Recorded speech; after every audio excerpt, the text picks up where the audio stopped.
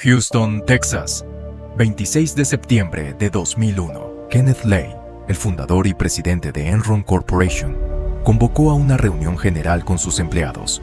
Llevaba semanas haciéndolo, diciéndoles que todo iba bien, que la empresa era sólida, que los analistas que cuestionaban las cuentas de Enron no entendían el negocio. Ese día les dijo algo más específico. El precio de la acción de Enron había caído a $27. Eso era una oportunidad, les dijo, un regalo, un precio que no duraría. Sus propias palabras: el precio actual de la acción de Enron es una ganga increíble. Los empleados lo escucharon. Muchos compraron más acciones con sus planes de jubilación. Los fondos de pensión de los empleados de Enron estaban diseñados para invertir principalmente en acciones de la propia empresa. Lo que Kenneth Lay sabía ese día, y sus empleados no, era que su empresa estaba construida sobre deuda falsa.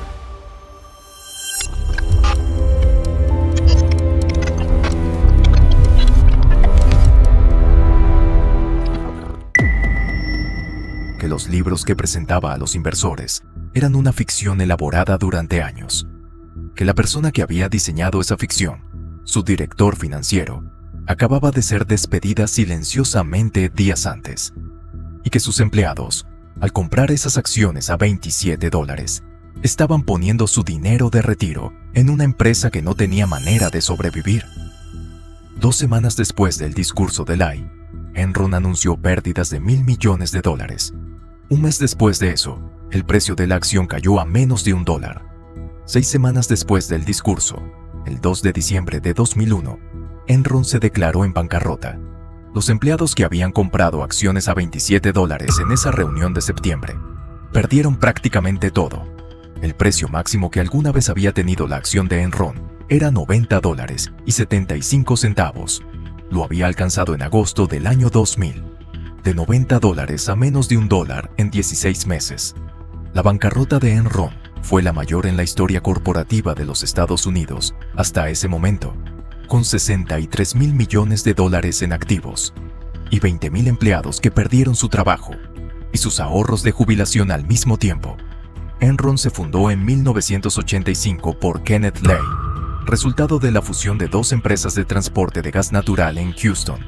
Lay era un economista con doctorado que había trabajado como funcionario en el gobierno federal y que creía genuinamente en la desregulación de los mercados energéticos.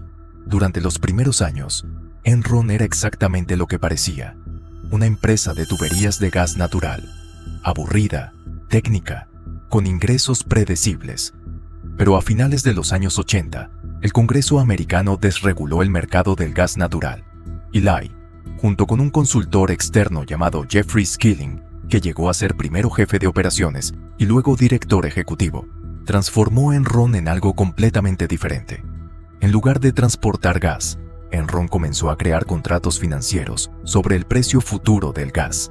Apostaba a que los precios subirían o bajarían, cobraba comisiones y actuaba como intermediario entre productores y compradores.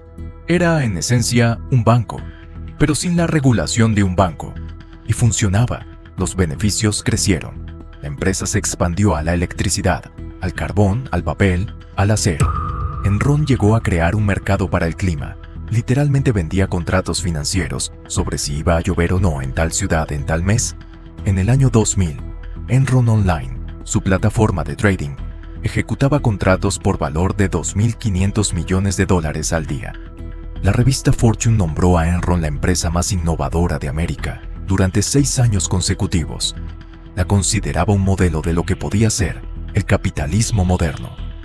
El precio de la acción llegó a $90 y todo era mentira. La mentira tenía un arquitecto específico. Se llamaba Andrew Fastow. Fastow era el director financiero de Enron. Era un hombre de 40 años, ambicioso, brillante en matemáticas financieras complejas, que había llegado a Enron en 1998. Su trabajo oficial era gestionar las finanzas de la empresa.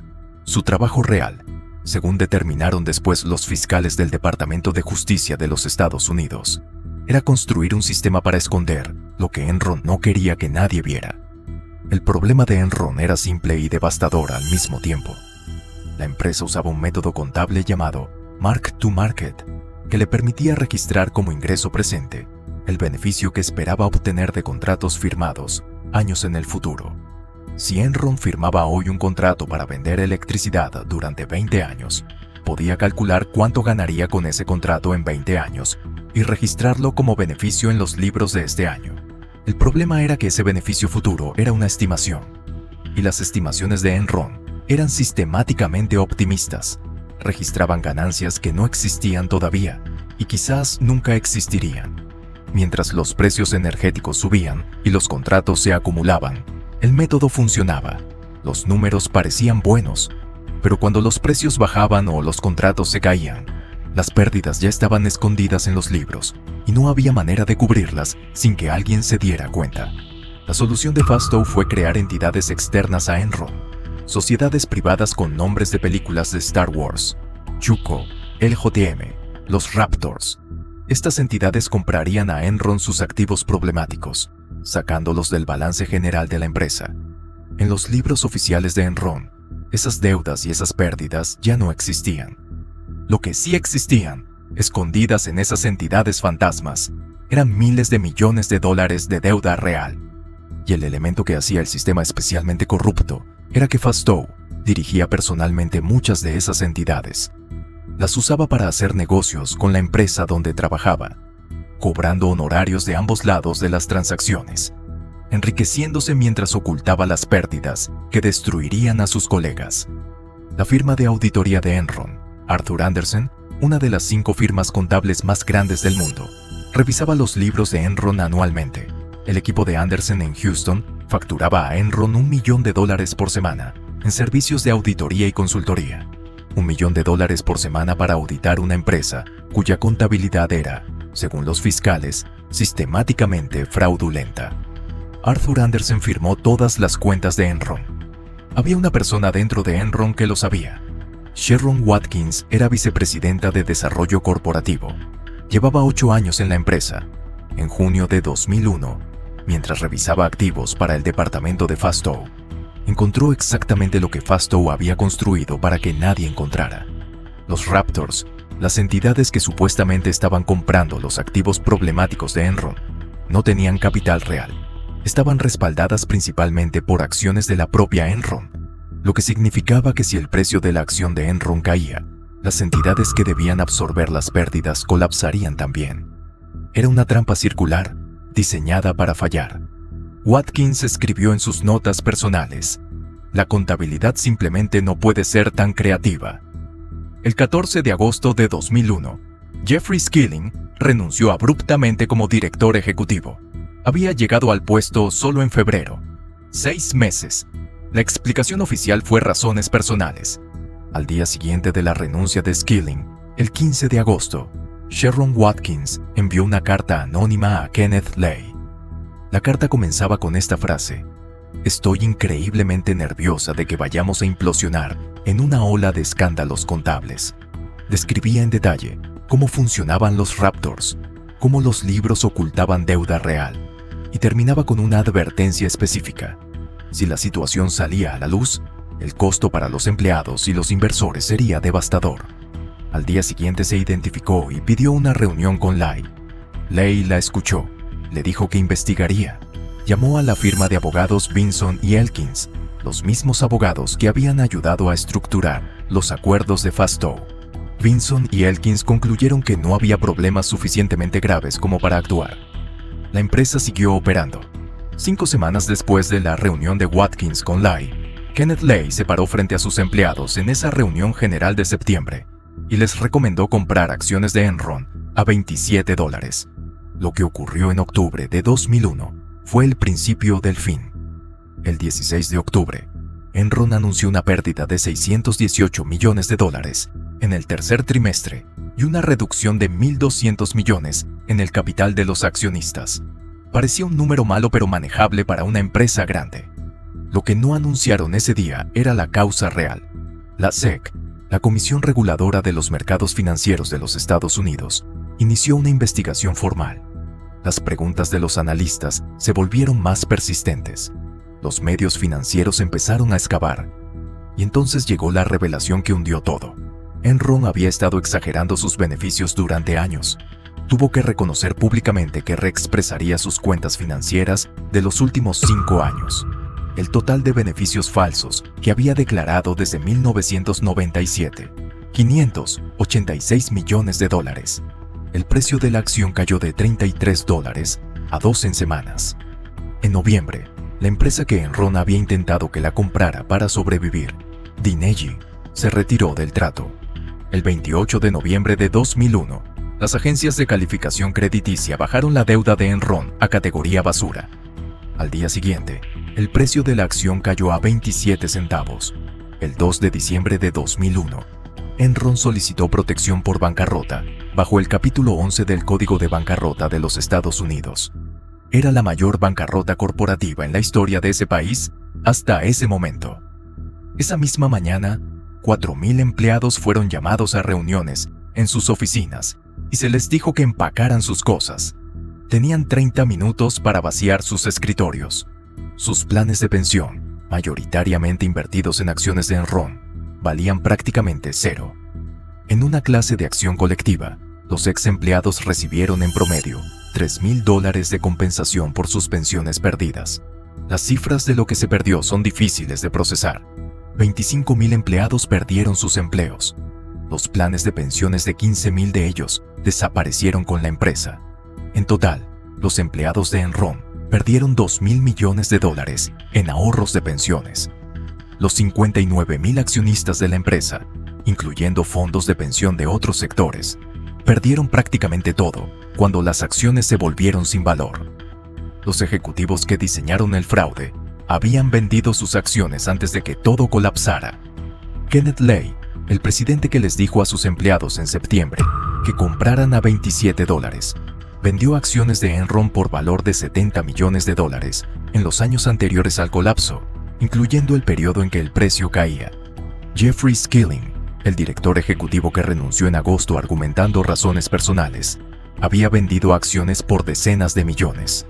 Andrew Fastow, el arquitecto del fraude, ganó más de $30 millones directamente, a través de sus entidades fantasmas, a costa de la empresa para la que trabajaba. A todos les fue bien, hasta que les fue mal. Fastow se declaró culpable de 2 cargos de conspiración en 2004. Fue condenado a 6 años de prisión. Salió en 2011. Skilling fue condenado en 2006 por 19 cargos de fraude y conspiración. Sentenciado a 24 años. Salió en 2019 después de que su condena fue reducida. Kenneth Lay fue condenado en 2006 por 6 cargos de fraude. Murió de un ataque al corazón el 5 de julio de 2006, antes de ser sentenciado. Como su condena no fue definitiva a la hora de su muerte, legalmente quedó como si nunca hubiera sido condenado.